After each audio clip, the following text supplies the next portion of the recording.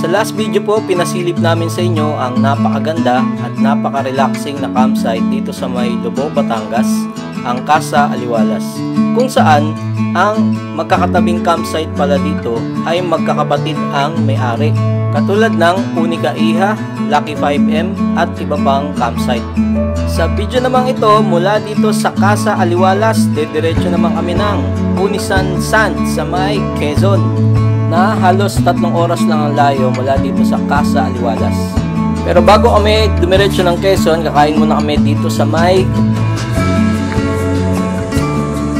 Cocina de la Ia. May aircon sila. Pwesto. Kung kayo po ay magaway dito sa La Ia, Batangas, isa po ito sa may recommend ko na kainan ninyo, itong Cocina de la Ia. Masarap po ang mga pagkain nila dito, lalo na po itong lomi na yan. Sa katunayan, hindi nga po namin naubos yan dahil sa sobrang dami ng kanilang serving. Nabaon pa po namin yan sa may Quezon. Lalo na tong halo-halo nila. Ang sarap-sarap talaga. Grabe. Kaya, puntahan nyo po ito. Hindi po kayo magsisisi.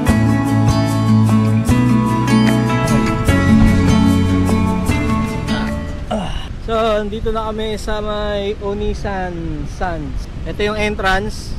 Sasalubungan kayo ng gwapong-gwapong security guard dito. Tapos doon yung information nila. Diba? Maluwag yung ano dito, kahit anong klaseng sasakyan, di ba kuya? So, andun si Glenda sa loob. May nasikaso lang na babayarin. Tapos yun, maghahanap na kami ng pwesto mamaya. Tayo ng car camping. Si Kurt, kakamustahin natin si Kurt. Kurt, ano masasabi mo sa ating pinuntahan sa Quezon? Okay. Tapos, excited ka na lumangoy uli? Sige. Mamaya ha, lalangoy ka uli.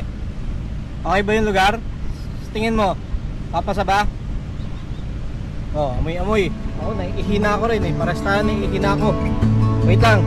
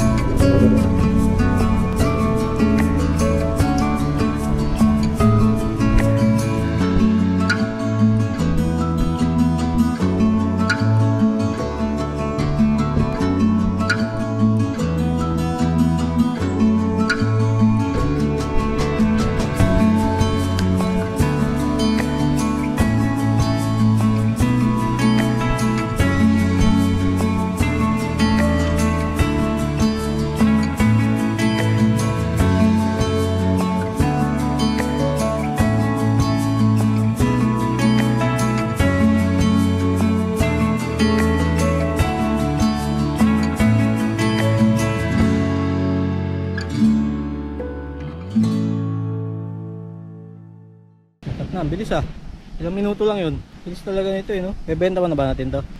Bebenta mo na ba yun? Intent mo. Ang gustong gusto ko kasi dito, unique yung design niya. Pero very functional, di ba? Alright, movie time. Ay, sorry Kurt. Tapos na po kami mag-set up, tapos na po kami mag-dinner. Kaya movie time naman. Hear that? And with the current, it'll take us 1/4 of the time to travel 4 miles.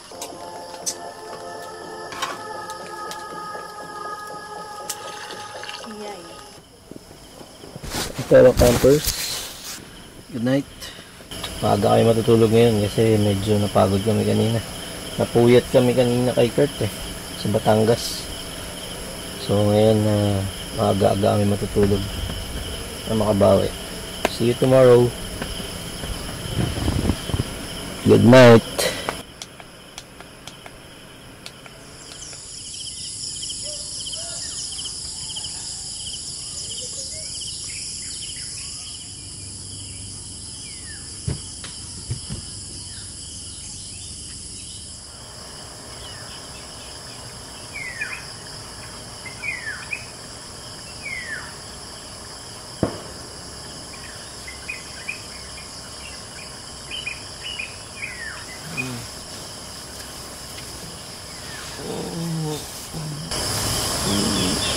Narinig yung ibon na yun.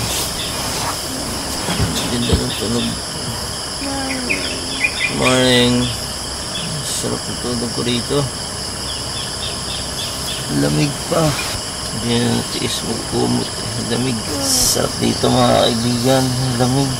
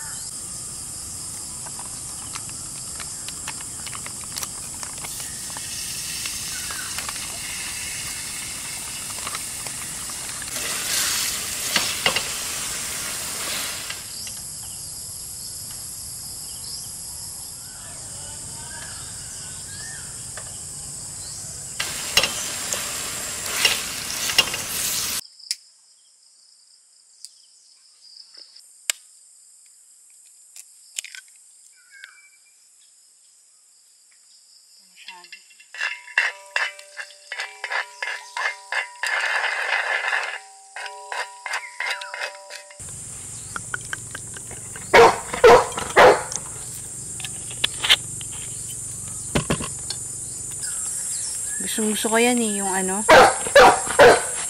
yung chicharon tapos itlog.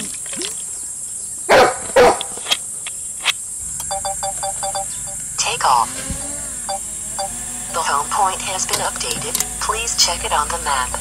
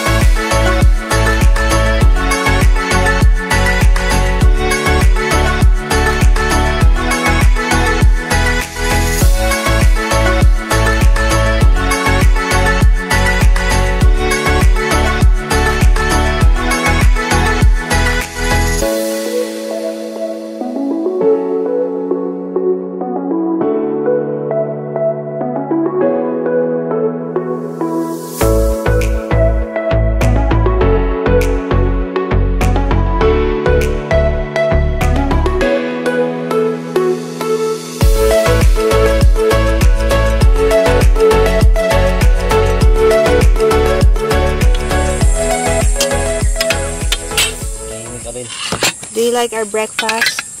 Yes. Sarap.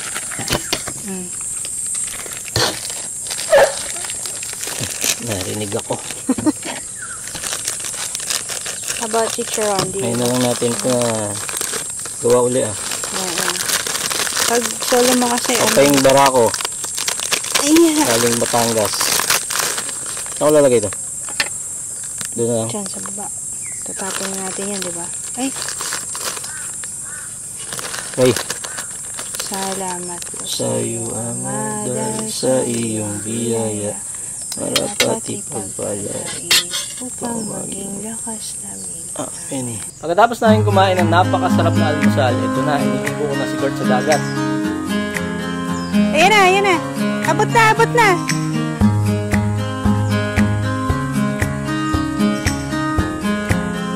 Tignan di maabot ni Kurt eh. Nakatali kasi siya dun sa tape.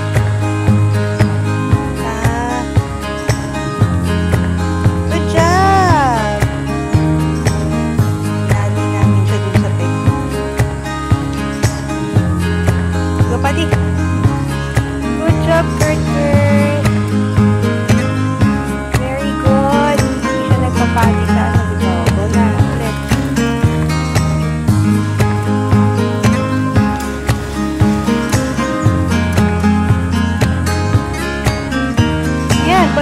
exercise kahit di tayo magbasa. Kaya nga tayo maligo. Oh, saan mo dadalhin yan? Ay, natusok ka dyan.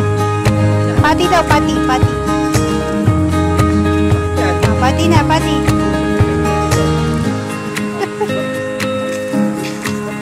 Kitang-kita na tuwang-tuwa si Kurt dito sa paglangoy sa dagat na yan. Kahit anong ihagis mo dyan, mapastik man, bola, or kahit na ano, kukunin at kukunin niya. Kahit pagod na siya.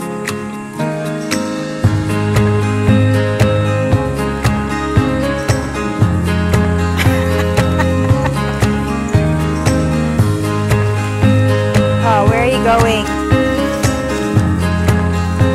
Give to daddy, come on, go, go, go. Ayan, go, go, go, Kurt.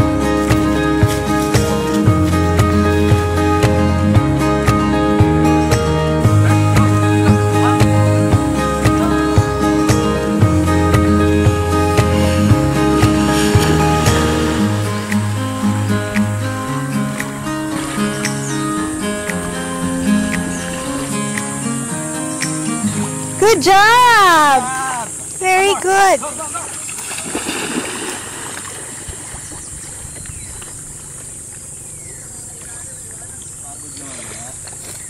Mga 10 beses pa. Hagis. Ano?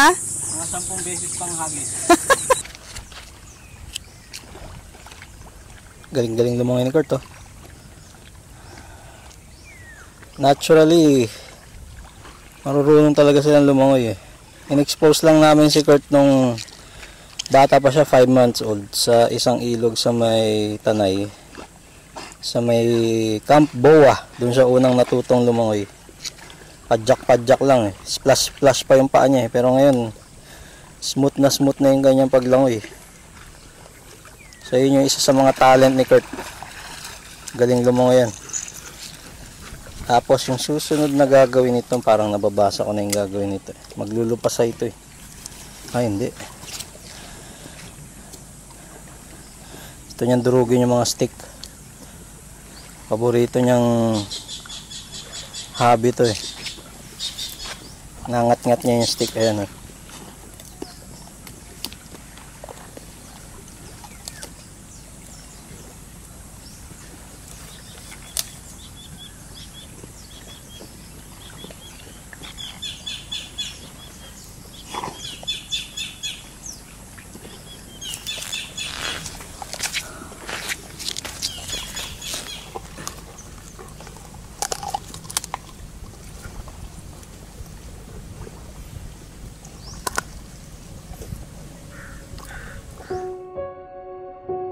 Okay, ngayon naman po, papakita namin sa inyo ang kabuuan ng Unisan Sands. Pagpasok nyo po ng kanilang entrance, ang unang makikita nyo po ay yung itong building sa kanan. Ito po yung kanilang information center, kung saan magbabayad po kayo agad. Pagdating nyo naman po dito sa may letter Y na daan, makikita nyo po sa kanan yung kanilang restaurant at katabi nun yung mga swimming pool. Modern ang kanilang design. Oh, maliwalas. Open lang siya. May ano rin. Ito na, punta na kayo dito sa kanilang restaurant. Ito yung kanilang menu.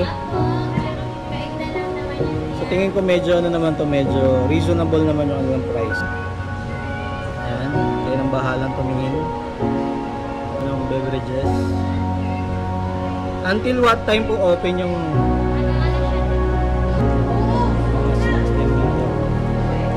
uy, may ice cream din. Diba? Luwag naman.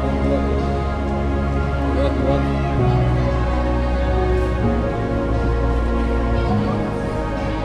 Tapos dito may mga ice room din. Shower room. Tapos another cottages din. Uy, may basketball court pa pala rin. So another cottages. Medyo iba yung layout naman dito. Nakaupo kayo sa nakasalampa kayo sa sahig. Ayan. Marami pa dito. Tapos another CR doon.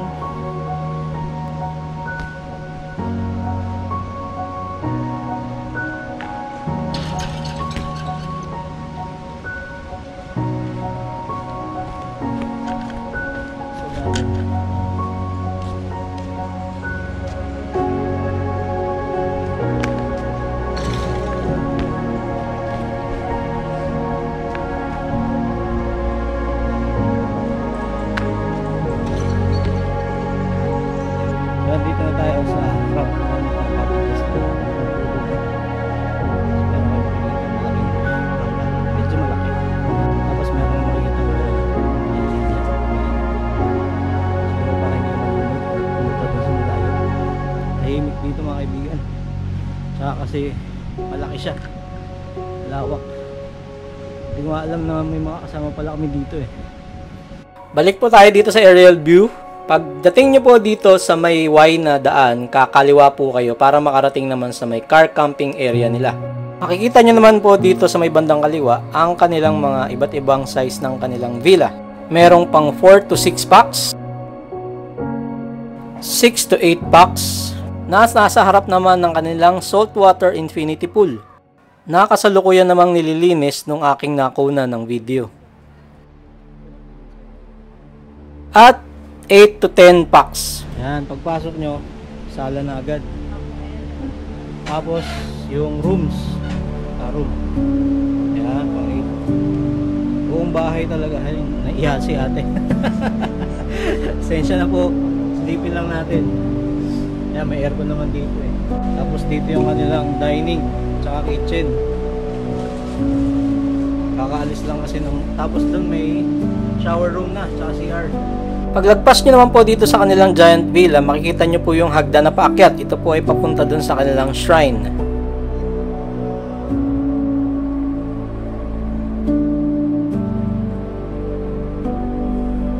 At ang mga cottages naman ay nakakalat din sa harap ng beach at sa may bandang gitna.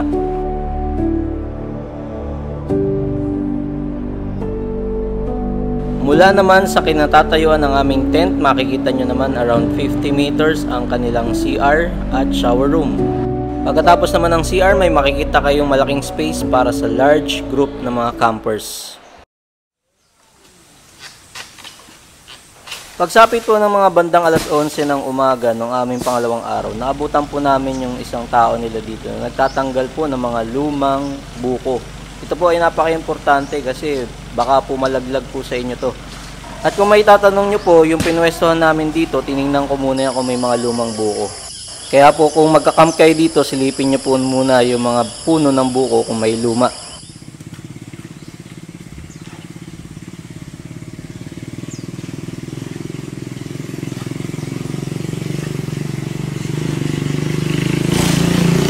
Okay. Let's go. Come on na. Up na, up. Come on.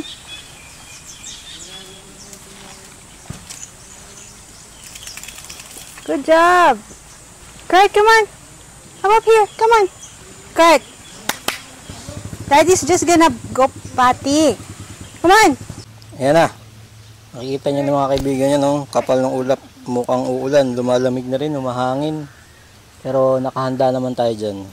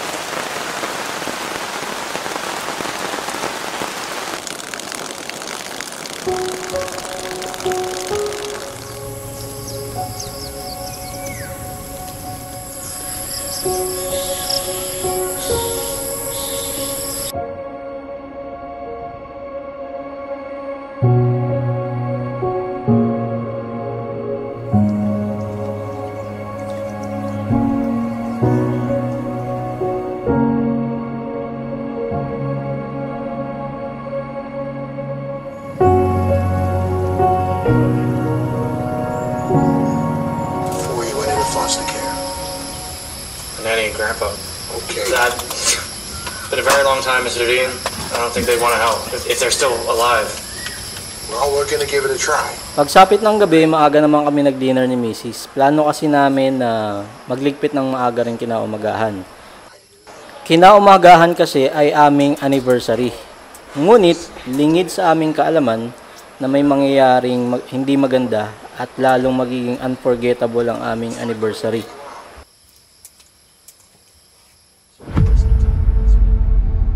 Pagsapit ng third day namin, gumising kami na maaga para makapag-break tent agad. Ngayon, nung naligpit namin na maaga yung tent, kasi yun lang naman yung malaki namin, no, naisip ni Mrs. na iligo uli si Kurt sa dagat. Ngayon, ang pinagkaiba ng video dito sa amin ni Kurt, ako hindi ako nakalubog dun sa tubig. Si Mrs. lumubog dun sa tubig ng mga hanggang bewang niya. Kaya ito na yung nangyari. Nung nandun si Glenda sa may dagat, meron na palang mga salabay dun. So mapapansin nyo, itong part ng dagat na to, wala pong net dito. Dito naligo sila Glenda. Diyan din kami naligo pero hindi po ako lumubog dyan. Kaya nung ilang minuto pa lang na naliligo silang dalawa, eto na, nagsisigaw na po si Mrs. Na, aray, ang sakit, Mak, suka, penging suka. At sa sobrang taranta ko naman, hindi ko naman makita yung suka doon sa mga niligpit na gamit namin na nasa torna box. Nung nahanap ko naman yung suka, nagulat ako, kakapuranggot lang pala yung suka namin. So kinakailangan ko pang tumakbo uli, papunta doon sa may pagkalayo-layo yung restaurant nila, pabalik uli dito sa may pinalalagyan ng tent namin. At pagbalik ko sa may tent namin, pinatanong ni Mrs. kung pwedeng inuman daw niya ng anti-allergy. So balik na naman ako dun sa may restaurant at tinanong ko, pwede naman daw pala. Balik uli ako sa may tent. Kaya po dito sa video na to, kung mag-swimming kayo dito sa may Unisan, dito lang po kayo mag-swimming sa may net para hindi po kayo masalabay o jellyfish. Ayan o. Namantal na siya o. Patatanggalin ako. Pero buti ito minor lang no te. Hindi talaga siya yung box. Ayan, kaya mga kaibigan, pag nasa beach kayo, magbasa-basa kayo ng ano signage. Pag may net, doon na kayo sa loob ng net. Oo. Huwag kayo lalabas sa net. Yan po kasi sa labay, panapanahon po kasi yan. Tsaka magdala kayo ng ano, ng maraming suka at saka yelo. Ito po yung aming pang ano yun. Yan yung sabi nila ate na magandang pang first aid. Salamat kuya. Ito, sila kuya, mabilis ang ano, reaction dito. Tsaka sila ate, okay lang. Sa aming pinuwestuhan, wala kaming nakitang mga signages para magbigay sa iyo ng babala na tungkol sa salabay or jellyfish. Pero hindi namin sinisisi ang Unisan Sands dito. Ang sabi nila, meron daw silang mga signages dito, pero nung binagyo, nagkawala-wala or siguro na hinangin or natanggal. Kaya may pagkakamali din po sa part namin.